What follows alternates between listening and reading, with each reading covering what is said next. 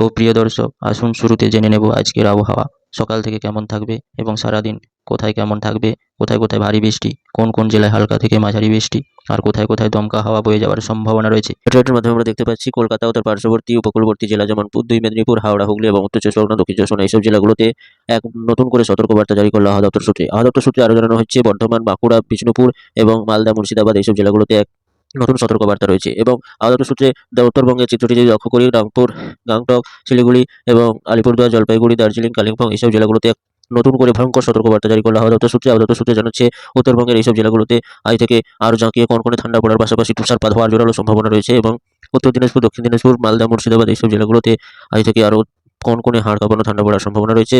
এবং দক্ষিণবঙ্গের চিত্র যদি লক্ষ্য করা যায়, কলকাতা ও তার পার্শ্ববর্তী জেলা এবং বর্ধমান, বাঁকুড়া, বিষ্ণুপুর এইসব জেলাগুলোতে আজ থেকে আরও দাপিয়ে ঠান্ডা পড়ার সম্ভাবনা রয়েছে। কনকনে শীতল হাড় কাঁপানো ঠান্ডা পড়ার সম্ভাবনা রয়েছে এবং এই ঠান্ডা আজ থেকে শুরু হয়ে আগামী কয়েকদিন ধরে চলতে থাকবে। এবং আবহাওয়া দপ্তর সূত্রে জানানো হচ্ছে উত্তরবঙ্গের পাশাপাশি দক্ষিণবঙ্গের বিভিন্ন জেলাগুলোতে আজ থেকে কনকনে হাড় কাঁপানো ঠান্ডা পড়ার জোরালো সম্ভাবনা রয়েছে।